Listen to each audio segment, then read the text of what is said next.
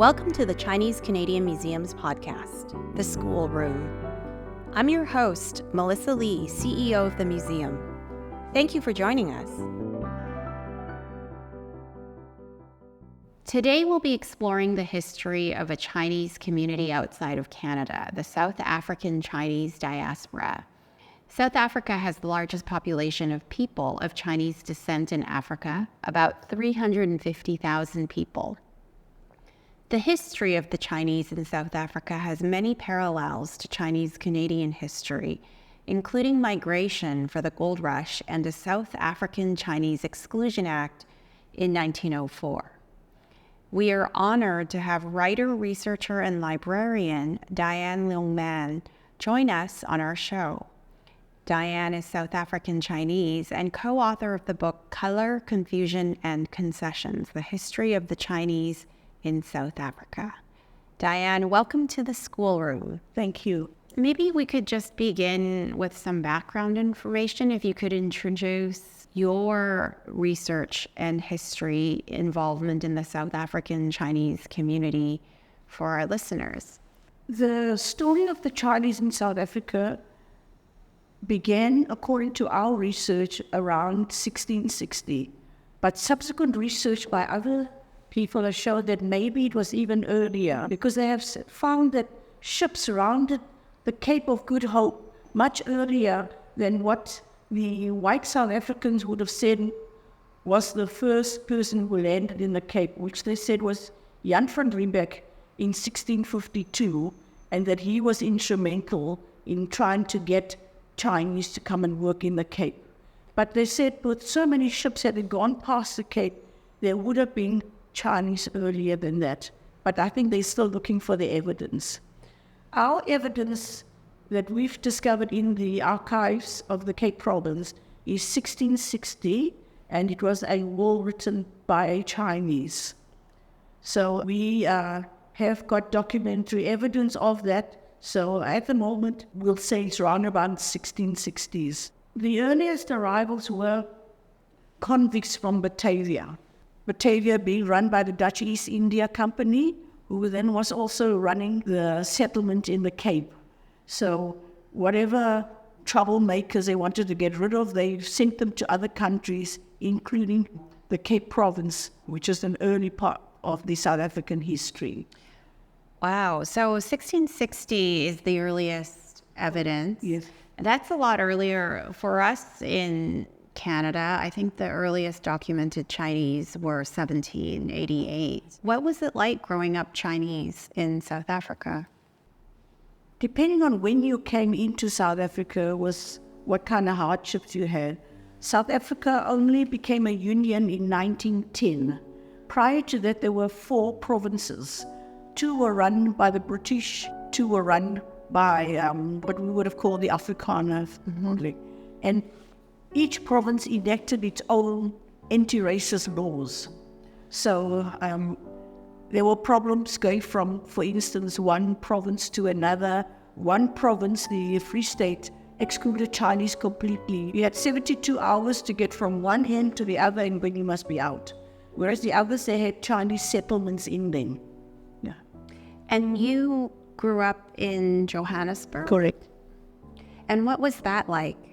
And let me just quickly tell you, from 1910 onwards, when we became a union, there were laws that were enacted that were against not so much the Chinese, but against what they termed Asiatics, okay, which would have included the Indians from India and whatever others like Turks or whatever.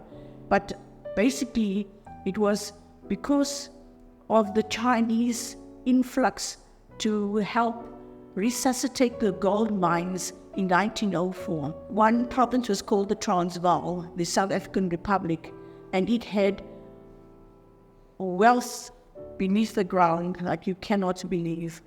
And it was run by British. So the British, having brought in other laborers all around the world, including into the other colony, Natal, where they brought in Indians for the sugarcane miners, wanted to bring in Chinese workers en masse to help resuscitate the gold mines, because it was the end of the Anglo-Boer War and a lot of the black miners had all run away because of the war.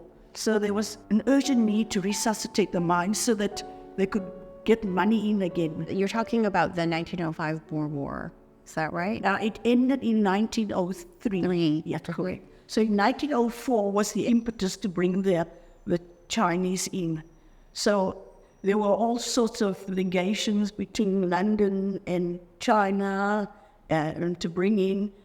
The effect was that 63,000 Chinese were brought in between 1904 and 1907.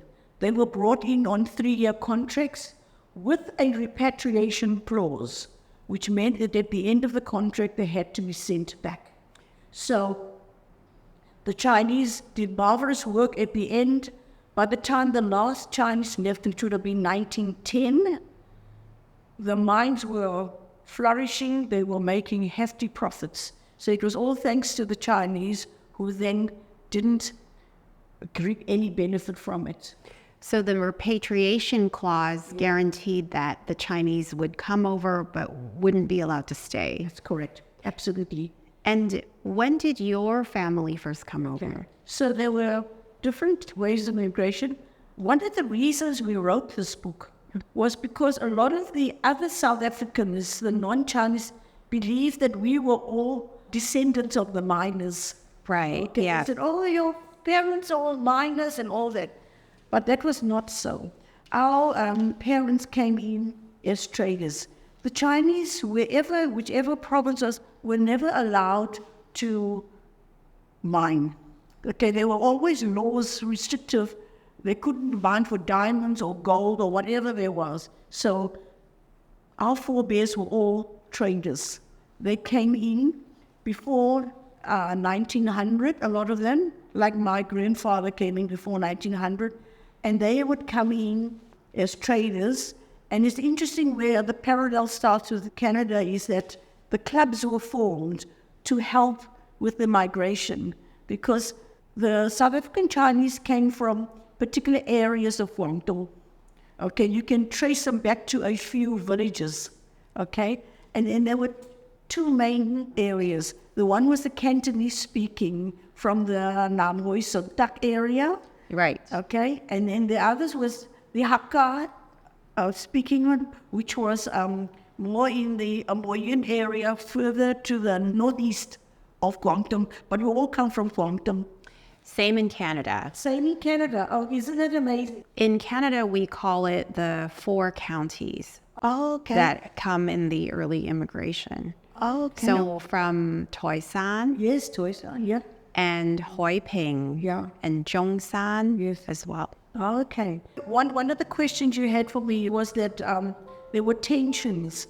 Okay, there was always tension between the Cantonese speaking and the Hakka speaking. They settled in different areas because one of the things about migration is this chain migration. Okay, your forebear or your uncle or whoever came in and he brings a nephew or a son, and so that comes and they settle in the areas where that person is. So if you look at the map of South Africa, inland, it's mostly the Cantonese speaking. On the coastal areas like Port Elizabeth, Natal, Cape Town, it's mostly the Hakka people speaking. So they congregated together where there was support. You know, because that's the trouble with laws. The more you discriminate against people, the more they actually do withdrawing to themselves. This is what a lot of the Chinese did. And similar with your bachelors, okay, a lot of them came over as young men, single children, and they were helped a lot by the clubs. The one club was in fact called the Cantonese Club.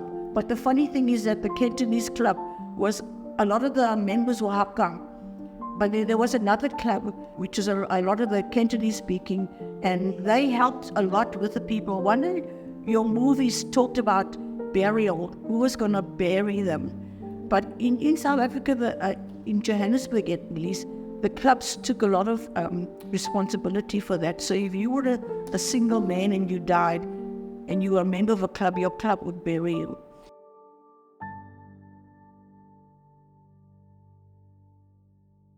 Was it similar to Canada, where it was very much a male-dominated society, where it was more men than women in those days? Initially, especially around about the 1900s to about 1920s and all that, definitely male-dominated. And we also had the clubs with single rooms for the single men to stay in. But a key difference I found listening to your movie about the bachelors was that your Chinese Immigration Act closed off immigration for all Chinese, men, women, children. We had a law that was passed in 1913 after the union was formed, Union of South Africa, where they excluded Asiatics, including Indians, but they allowed women and children to come in. Now, that is such a key difference, especially when I look at your very poignant movie about what the bachelors did. So our Chinese men, provided they had the means, could go back to China, fetch a wife, come back. Go back, fetch a child, and come back. So we had a community that was actually growing. Interesting. That's such a key difference, because that's why when you look at education in South Africa as well, we had the formation of Chinese schools for the Chinese children to go to. We had social clubs for them all to mix together. We could form communities, and that is the power of having women and children come in. Absolutely. So vital. And the movie that you're referring to in the museum is part of the Paper Trail exhibition. Yes. Inside the exhibition, we have two films, one on Chinese reunification after the Exclusion Act, and the second one on the Chinese bachelors. Yes. So that's a key difference, that South Africa allowed Chinese women and children to come in. Yes. We did have bachelors, but probably they were the ones who were poorer and couldn't afford to go back to China and bring a wife. We also had the richer Chinese who had a wife in China, but brought a second wife or even a third wife over. So that's where our community could grow and have a lot of children. And when you're talking about clubs or Chinese clubs in South Africa, are those similar to in Canada we have benevolent associations? Yes. They would lend money for people to open businesses. They had what is called a way, and they would lend money, because when they came out as single men, the first thing they wanted to do was to open a business. Right. Okay. So, and then the clubs would lend them the money. And the clubs are also mainly in Johannesburg. It would have been in the Chinatown area. And then there's where a lot of the men would go on Sundays, go and have letters written back to the family, or they would gamble, or whatever else they wanted to do. Yeah. Wow, that's really interesting. You know, honestly, the similarities are all there. It's just how they were implemented and when they were implemented. For instance, if I could come back to the Chinese Exclusion Act. Our Chinese Exclusion Act dates back to 1904, which was just at the time when the miners were being brought in to resuscitate the gold mines. So the other province, the Cape Colony, decided, they didn't want all this Chinese to come in. That's Transvaal's problem. Okay, so they enacted the Chinese Exclusion Act. They also required every Chinese to register and to carry what the Chinese refer to as a dog license. Oh, so that's very similar to absolutely. the Exclusion Act here and the CI right. certificates. Now, another difference with the Chinese Exclusion Act is because the Union of South Africa was formed in 1910, the key immigration law was enacted in 1913. So in effect, the Chinese Exclusion Act actually fell away because the broader act took care of keeping the Chinese out. Although the Chinese Exclusion Act remained on the books till about 1934, I believe, it wasn't actually used because the Asiatic Immigration Act of 1913 took care of keeping out Chinese males.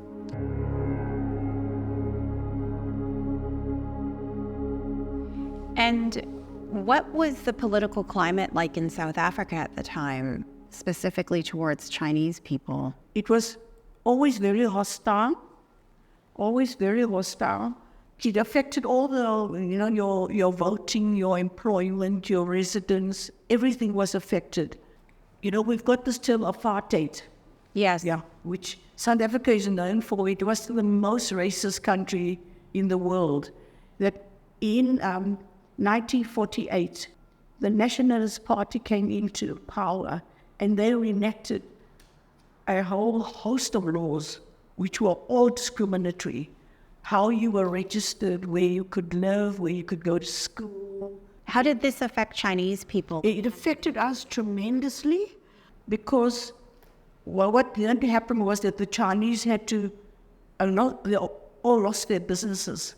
They used to trade in a lot of the black areas and the black townships.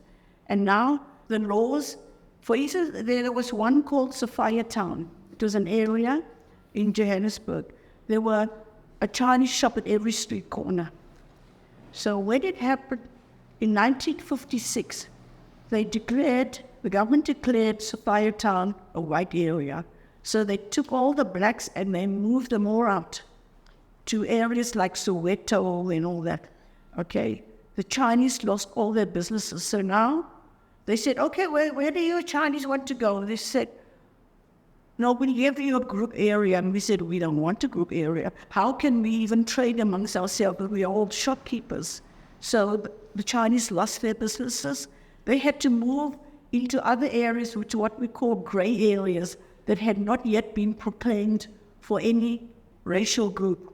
And were the Chinese considered black during the apartheid? We were considered Asiatic up until 1948 when the new laws came in.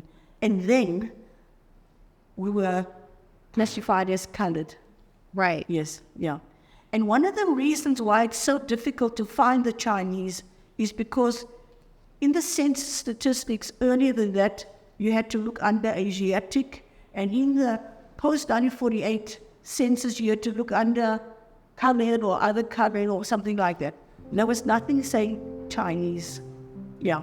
Which actually made our historical research quite difficult.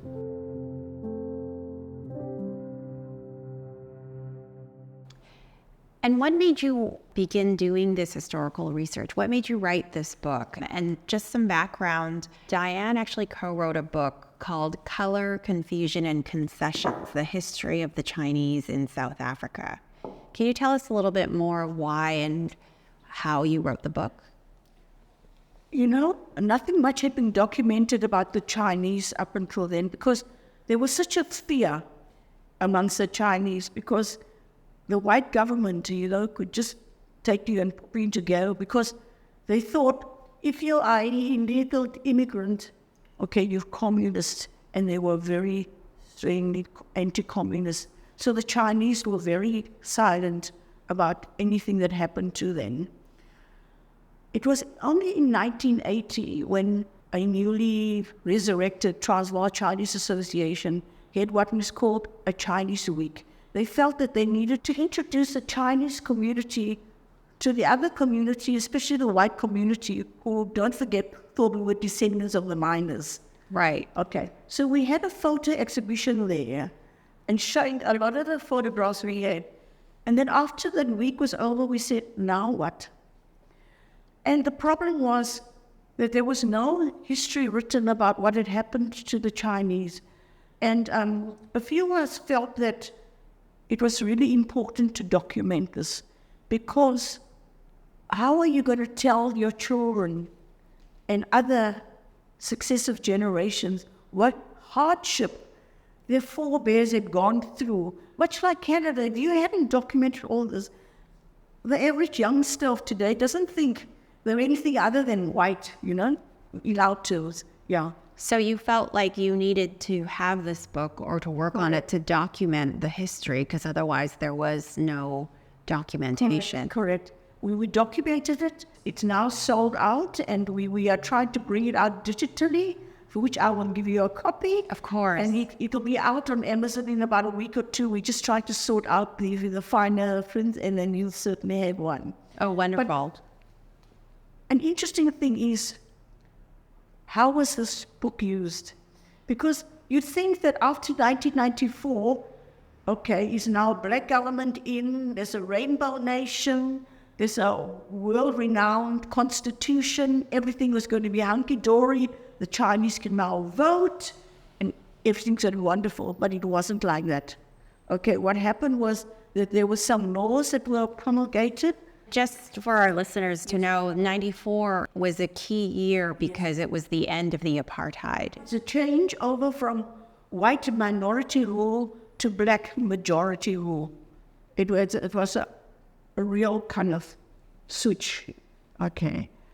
But what happened to the Chinese is it didn't work out that way at all.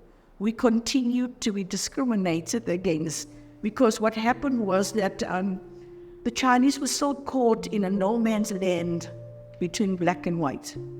So the first law that came in was the Affirmative Action Act of 1998. So we thought, okay, hooray, the Chinese had been discriminated against. They were what is called previously disadvantaged. Right. But when the law came out, we were no longer there. It was only the blacks, the coloreds, and the Indians. No mention of Chinese. Okay, we were excluded completely. Why is that? And because everybody thought we were white.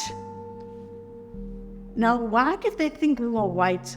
Exactly. I'll come back to that. It's the concessions part. Okay, and there was another act which was the Broad-Based Black Economic Empowerment Act, which also said who was going to be recognized as previously disadvantaged. So what the Chinese had to do in 1907 was actually go the legal route, take the government to court and say, hey, by the way, we were previously disadvantaged. And one of the really fortunate things that we had written the book, because they used this book as evidence of that. If there was no book, how were you going to prove that you were previously disadvantaged? Because there was no record specifically Nothing relating to the Chinese. Correct.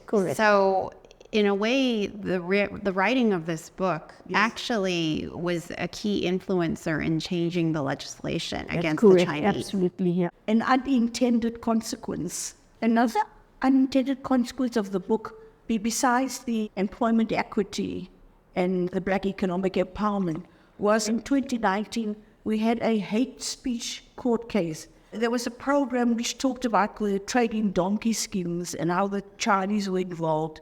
And immediately with social media, Facebook, whatever, there was a flood of anti-Chinese diatribe.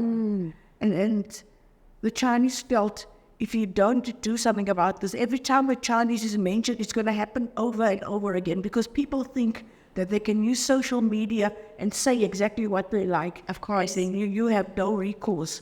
So the Chinese community took the decision to go to court and have that declared as hate speech. It took a long time to resolve because COVID happened in between. But what happened was that the Chinese community got a ruling to say that it was hate speech and required the ones that were found guilty to undertake sensitivity courses, to pay a fine and to issue apologies to the Chinese community so that at least you can stop this hate speech going on because social media can be so dangerous. Oh, absolutely. And this idea of anti-Asian hate speech is cyclical. It's happened again and again. So again, they used all this anti-Chinese rhetoric that happened all over the century as evidence of that. And that was also accepted. The dark days for us were the 1950s, the 1960s, and the 1970s. But the Chinese had always pushed for concessions to be made. And why did we push for concessions? Because we were such a tiny, tiny minority. And also because there were the Japanese who were given, not, the newspapers called them white, but actually they were not. But under the a law called the Group Areas Act, which stopped us from living where we wanted, the Japanese were allowed to from 1961 onwards because they were trading in pig iron. The Japanese were very few. But the average Joe Schmo in the road couldn't tell the difference between a Chinese and a Japanese. So all the years there were a lot of incidents that happened which embarrassed the government. So slowly, as the years passed, they would allow us to obtain a permit so that we could go and live where we wanted. We could get permits, concessions, to go to white schools. We could get permits to trade in some white areas, etc. So by the time the changeover of government was that the Chinese pretty much were able to do what they wanted, except that they never had the franchise. A terrible consequence of the apartheid laws was that we had a brain drain. Our key graduates, our wealthier residents, traders, they all took the opportunity to immigrate to, especially Canada, now Australia, Great Britain, when our community lost a tremendous amount of people. Why especially Canada, do you know? I think there's also a little bit of chain migration. The first one that came says, come over to Canada, and a lot of them came to Canada. Vancouver, Toronto, many Chinese from South Africa. So, I mean, I'm only spending 4 days here, for instance, and we are seeing so many people that we grew up with, you know? So it's tremendous, but it's also very sad because we haven't seen them for generations and decades and whatever. It's nice to always have that connection, though. Absolutely. It's fantastic. You know, we don't forget who we grew up with. No, absolutely. The Chinese in South Africa were a very close-knit community. Okay, we had to be close-knit because there were all these anti-racist things happening around us. So we played our own sport. We have annually over Easter called an Easter tournament, where the Chinese from various parts of South Africa and even from Mauritius and Zimbabwe or wherever, they come here, they play sport for 4 days. And that kept the community going for generations. I mean, how many marriages came from that? Because they were able to meet each other. Yeah. It's wonderful. Yes. And even so, you know, we were talking earlier about the Hakka versus Cantonese. After the immigration in 1953, there was the other immigration law which closed off immigration for wives and children as well. Total. Okay? So what could the Hakkas and the Cantonese do but intermarry? So school together. So 1953 was when they completely They closed closed off it down. Chinese immigration. Absolutely. Why is that? Because although the apartheid wanted white immigration only. Right. That's correct. Right. Yes. 48. That's, yeah.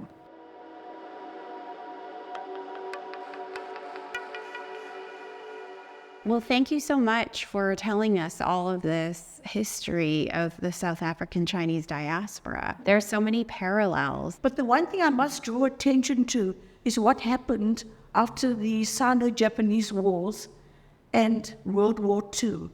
Okay. 45. South Africa took part in World War II and was an ally with the Allied forces in fighting.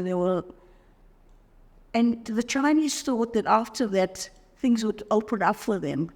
But it didn't happen, because what happened in 1948 was a changeover of government to the Afrikaner government, and they slept even further in anti-apartheid laws against us. So we never benefited from World War II like you did.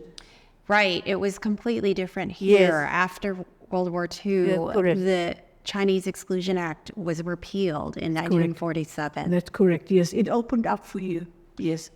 But as I said, that was a key thing. But the really key thing was that in 1913, they still allowed women and children in. And what the other thing happened, you were talking about paper sons. Okay, all these years, all the paper sons things, because they were allowed to bring in children under 16, a lot of papers for paper sons were sold. Okay, and you could bring the little boy in as your own son. The same thing happened here in Canada. Yes. The reselling of papers. It was the only way. So, thank you for sending me the documentaries, because when I read them, I was gobsmacked, about the similarities. As I said, it wasn't what happened, it was how it happened and when it happened. There's only differences. Yeah. Absolutely. But everything else happened to all of us. Absolutely. Yeah. Thank you so much for being on our show today, Dianne. It's wonderful that you're here and visiting us all the way from Joburg. It's such a pleasure for me to make contact with people like you, because we can see what you've done. I mean, I look at your exhibition and I think you have done such tremendous work. You have to be congratulated for it. Thank you so much. For anyone interested in learning more about the Chinese Exclusion Act and the story of those who lived it, please visit us, our feature exhibition, The Paper Trail to the 1923 Chinese Exclusion Act, on view at our Vancouver location in the historic Wing Sang building on 51 East Pender Street. This podcast was recorded on the traditional territories of the Musqueam, Squamish, and Tsleil-Waututh peoples. We invite you all to reflect on the territories that you're on and the host nations. To learn more about the Chinese Canadian Museum and book tickets, visit us at ChineseCanadianMuseum.ca and follow us on Instagram at CCMuseumBC for updates. The School Room is presented by the Chinese Canadian Museum, hosted by Dr. Melissa Karmen Lee and produced by Rosalie Gonawan. Production is supported by Noah Taylor and the Walrus Lab. The theme music and original audio was created by Joshua Young, and graphic design is by Studio Pian Pian He and Max Harvey. Stay tuned for next month's episode of The School Room, available wherever you get your podcasts.